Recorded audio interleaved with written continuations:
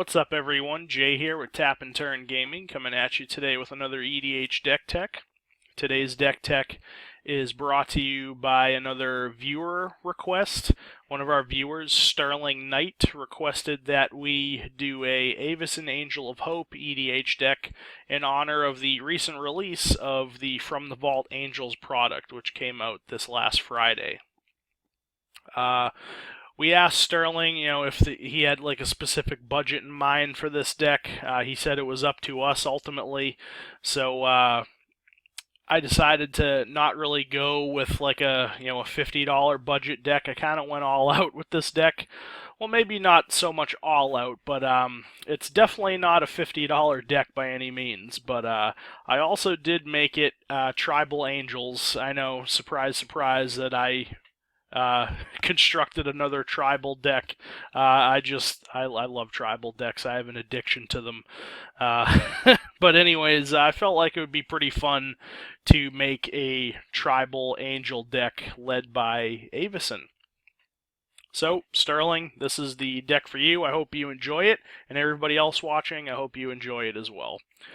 So, obviously, our general is Avacyn Angel of Hope. She is an 8-cost, 8/8 flyer with Vigilance that makes it so that herself and all other permanents you control are indestructible. Pretty basic, but she's, a powerhouse. Basically, once you get her on the board, the only thing your opponents can do to stop you is to target her with some sort of, exile effect. That's ultimately the only thing that your opponents can do to stop you at that point. Unless she's your only creature on the board and they somehow force you to sacrifice her. I mean, there are ways to, get around her, but there are very, very few of those ways. So generally when you see Avacyn get dropped on the board, the person who dropped her is probably going to win relatively soon. Just the fact that all their stuff becomes indestructible is very hard to overcome. But, she is an 8-cost general, so, but we do have some things in the deck that kind of try to help us out with that high mana cost on some of our stuff. So, that's our general, Avacyn Angel of Hope. First up, we'll take a look at our land base. Pretty basic, seeing as it's a mono-white deck, so we run an Emeria the Sky Ruin to get that free res on our upkeep if we have 7 or more planes down. We run a Sajiri Step for some protection when it comes in. Seraph Sanctuary, basically just there from a flavor standpoint. When it comes in, you gain a life. When an angel comes in under your control, you gain a life. So it's basically there just from a flavor standpoint. And then we have Thespian Stage and Vesuva to copy our Emeria the Sky Ruin because it is not legendary. So we can get multiple resurrection triggers on that. And then we run 33 planes. So pretty basic land base. Next we'll take a look at our artifacts that we run. We run Cage Sun for the mana doubling and the +1/+1 on the creatures of the color that we choose. Obviously going to be white with this deck. Cryptic Gateway to cheat big creatures out of our hand by tapping 2 untapped creatures we control that share a type with the creature that we're going to shoot out. Dolmen Gate to prevent all combat damage that would be dealt to our attacking creatures. You generally want to attack a lot with your big menacing angels, so being able to prevent all the combat damage that they would receive in combat is pretty nice. Door of Destinies. What tribal deck is complete without this card? It's just really good. If you're playing a tribal deck, you should play this card. It's really, really good. Extra Planar Lens for the mana doubling. Gilded Lotus for the mana ramp. We do have a lot of angels are pretty high costed, generally around the 6 to 6 and above range. So I went with quite a few mana rocks to get us there, to allow us to get those angels out on the board faster. So we have the Gilded Lotus. Quicksilver Amulet lets us just put a creature from our hand right onto the board for 4 mana.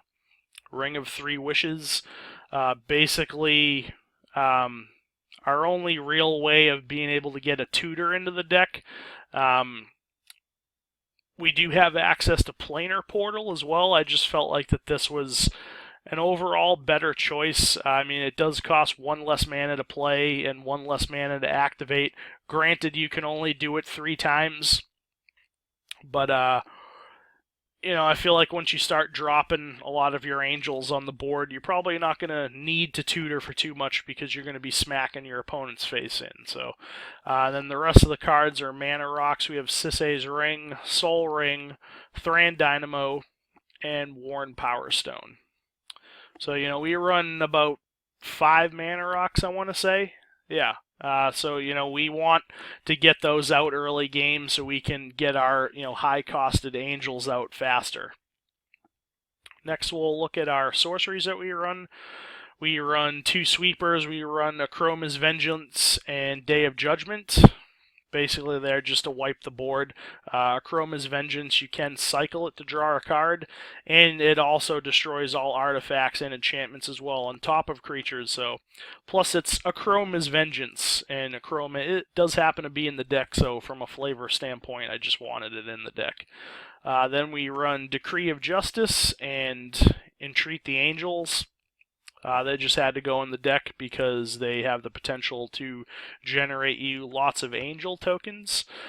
Decree of Justice, if you cycle it, will give you soldier tokens instead. But,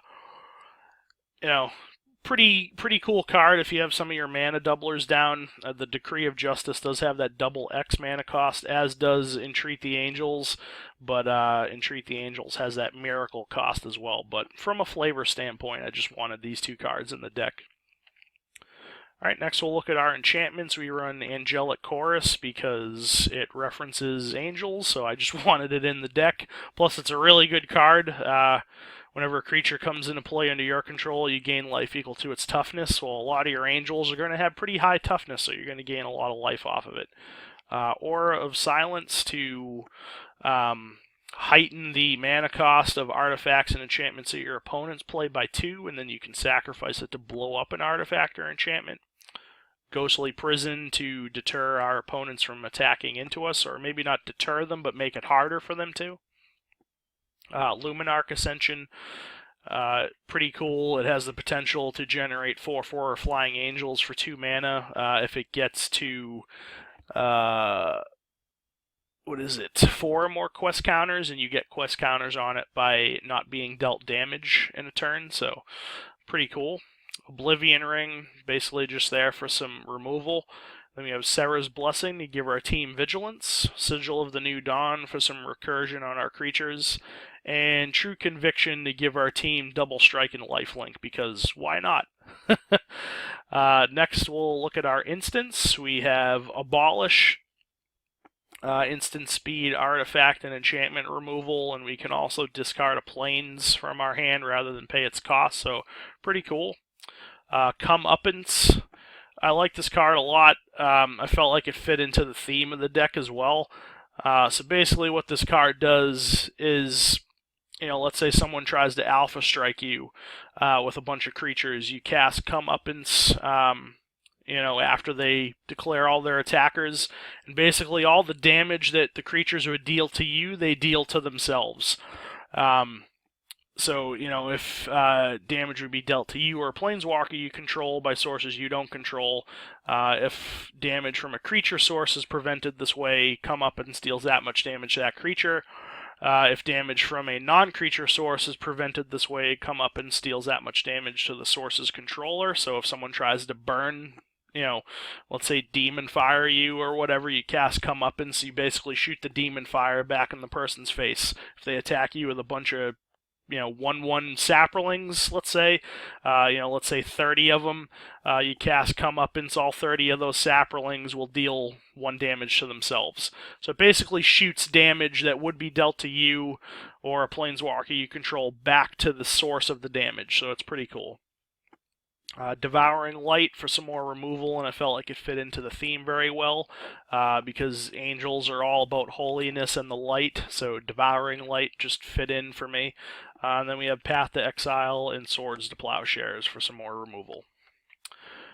Alright, and lastly we'll look at our creature base, which is all angels, so let's get right on into it. We have a Darkar Valkyrie for some creature res. We have Admonition Angel. Will exile non-land permanents when you landfall, and then when she leaves play, all those permanents come back under their owner's control. Aegis Angel, as long as she's on the board, another permanent you control is indestructible, so that's pretty cool.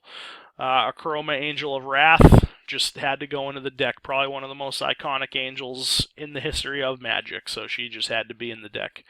Angel of Finality will basically Bajuka Bog your opponent's graveyard, so that's pretty cool. Angel of Jubilation gives all your non-black creatures +1/+1 and makes it so that players can't pay life or sacrifice creatures to cast spells or activate abilities, so that's pretty cool. Angel of Serenity has the potential to exile creatures from the battlefield or creature cards from graveyards, and then when she leaves play, all those cards go back to their owner's hands. So, kind of some cool little removal, graveyard hate, or, hate on stuff that your opponent has on the board that you don't want there. Angel of the Dire Hour has flash, and when you flash it in, you exile all attacking creatures, so you can catch your opponent off guard with that and just exile all their creatures that they're trying to swing in at you with. Angelic Arbiter makes it so that your opponents can't cast spells if they attacked with a creature, and can't attack with creatures if they cast a spell.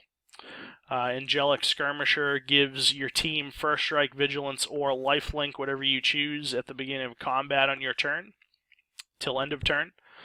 Archangel of Thune has lifelink, and whenever you gain life, you put a +1/+1 counter on each creature you control, so she's pretty powerful. Archangel of Tithes makes it so that as long as she's untapped, your opponent has to pay 1 for each creature they want to attack you with, and as long as she's attacking, your opponents have to pay 1 to block with creatures, so that's pretty nice. Avacyn Guardian Angel can prevent damage to creatures, and then can prevent damage to players. Baneslayer Angel, a 5/5 flyer with first strike, lifelink, and protection from demons and dragons. Pretty solid angel. Battlegrace Angel has Exalted, and whenever a creature you control attacks alone, it gains lifelink, so that's pretty cool. Blinding Angel, when it hits your opponent, they skip their combat phase. Pretty nice. Deathless Angel has the potential to give creatures indestructible until end of turn, so that's very nice. And we have Emeria Angel. When you landfall, you get a 1/1 white flying bird. Guardian of the Gateless can block any number of creatures, and it gets +1/+1 until end of turn for each creature it's blocking. Guardian Seraph prevents the first one, prevents 1 damage that would be dealt to you. So if you would be dealt 5 damage, he'll prevent 1 of that damage, and you'll only take 4. Herald of War is really nice. When it attacks, it gets bigger, and angel spells and human spells you cast cost 1 less to cast for each +1/+1 counter on it, so that's very nice. Karmic Guide for some creature res. Luminous Angel to get us 1/1 white flying spirits on our upkeep. Pristine Angel has protection from artifacts and from all colors as long as it's untapped, and whenever you cast a spell, you can untap it.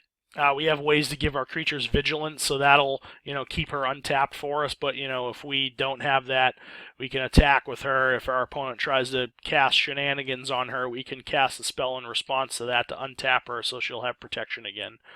Radiant Archangel gets bigger for each other creature with flying on the board, so that's pretty cool.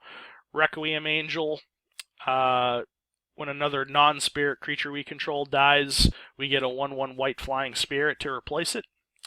Resolute Archangel will reset our life total back to our starting life total if it's lower than our starting life total.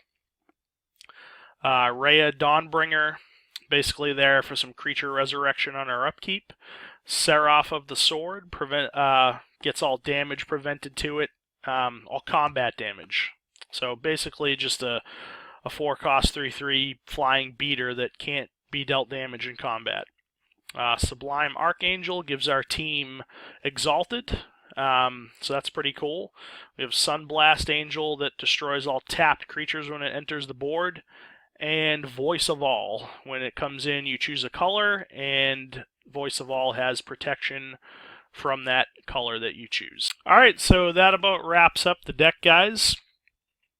Sterling, I hope you enjoyed this deck tech on it, seeing as you're the one who requested it from us, so I hope you enjoyed it. Everybody else watching, I hope you enjoyed this Tribal Angel deck led by Avacyn Angel of Hope. Just a couple other things to talk about the deck before I sign off. Not much to talk about here as far as the color balance because it's mono white. So moving on, as far as the types of cards that we have in our deck, obviously a third of our deck is lands, and then with it being tribal angels, we have a good portion of it as creatures. And then our third most abundant category would be artifacts, mostly mana rocks and things of that nature there, to allow us to get our angels out faster, because a lot of them, cost upwards, of 5, 6, 7 mana. So, and then we have a small portion of the deck composed of sorceries, instants, and enchantments. Our mana curve actually isn't too bad. We have a couple things to play on turn 1 and 2, and then a few more on turn 3, and then we actually have the most stuff around the 4 slot. We actually do have quite a few creatures that cost 4 mana. They're not actually sorted by mana cost in this list, so I don't want to kind of waste you guys' time trying to pick them out, but we do actually have quite a few creatures that cost 4 mana. And then our mana curve actually curves downward from there, curves down from 5, 6 to 7 to 8 to 9. So, we don't have a huge amount of creatures, that are going to cost you 6, 7, 8 mana, but we do still want those mana rocks in there so that, if we're drawing into those big, flashy, expensive angels early in the game, we want to be able to get them down as quickly as possible. According to TCG Player Mid, the price for this deck right now, as it stands, actually I'm not sure if that's TCG Player Mid, but according to TCG Player, the cost of this deck as it stands right now is $220.74. So, that's not too bad. That's not outrageous for a commander deck. I've seen, decks in upwards of $400 or $500 before. So, I mean, $220 may be an obtainable budget for some people. So it's not outrageous, but, it probably could be lower. And then our average converted mana cost for the deck is 4.59. For the types of cards, we're playing lots of angels, and, naturally a lot of them are big flashy spells that cost a lot of mana. So the fact that our average converted mana cost is at a 4.59 actually isn't too bad. I think that's actually pretty good. But yeah, I mean, that about wraps up the deck, guys, so I hope you enjoyed it. Leave me some feedback in the comment section below. Let me know what you think about it. If there are cards that maybe I dropped the ball on that would just fit the theme of a holy, angelic, tribal angel deck, let me know. I really do... I did enjoy building this deck kind of from just like a theme standpoint and wanting to put cards into it that just kind of fit the theme, of having just an army of holy angelic angels, just smashing your opponent's face in. So yeah, give me some feedback in the comment section. Like this video if you enjoyed it, to let us know that you want to see more videos like this. And if you're not already subscribed to our channel, please crush that subscribe button. Derek and I really do appreciate it. So yeah, this has been Jay with Tap and Turn Gaming. Again, hope you all enjoyed the video. Like, comment, subscribe, all that stuff, and we'll catch you later. Thanks a lot for watching.